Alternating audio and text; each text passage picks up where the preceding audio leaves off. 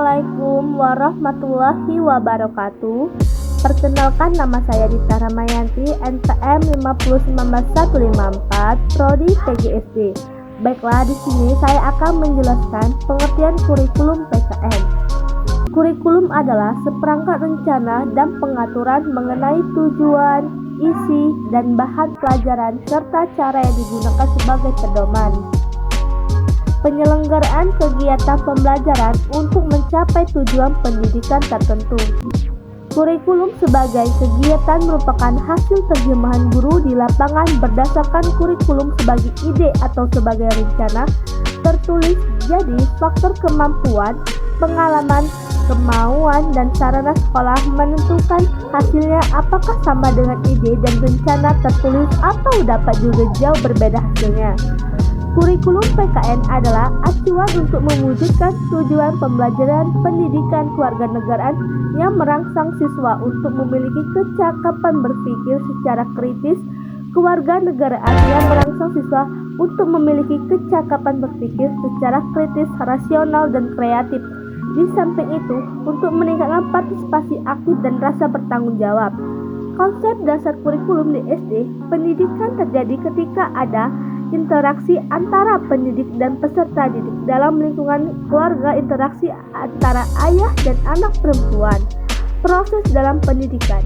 Interaksi pendidikan antara orang tua dengan anaknya sering terjadi disadari dalam kehidupan keluarga. Interaksi pendidikan dapat terjadi setiap saat, setiap kali orang tua bertemu, berdialog, dan bergaul dengan anak-anaknya.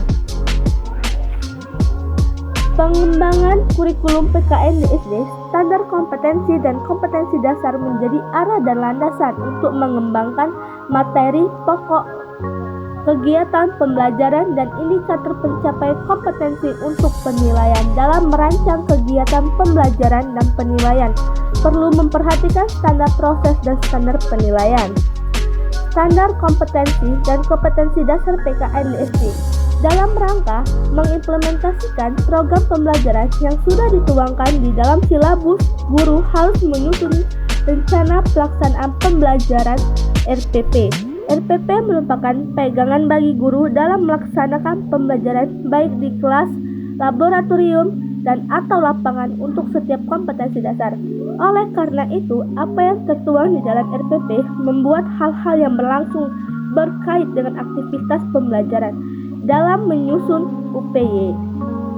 Pencapaian penguasaan suatu kompetensi dasar. Dalam menyusun RPP, guru harus mencantumkan standar kompetensi yang memayungi kompetensi dasar yang akan disusun dalam RPP.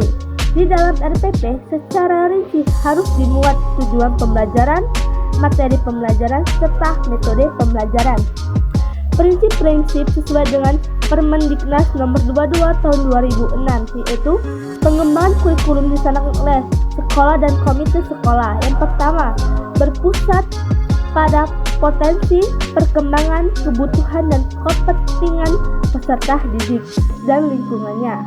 Peserta didik memiliki posisi sentral. Baiklah, itu saja yang dapat saya sampaikan. Terima kasih.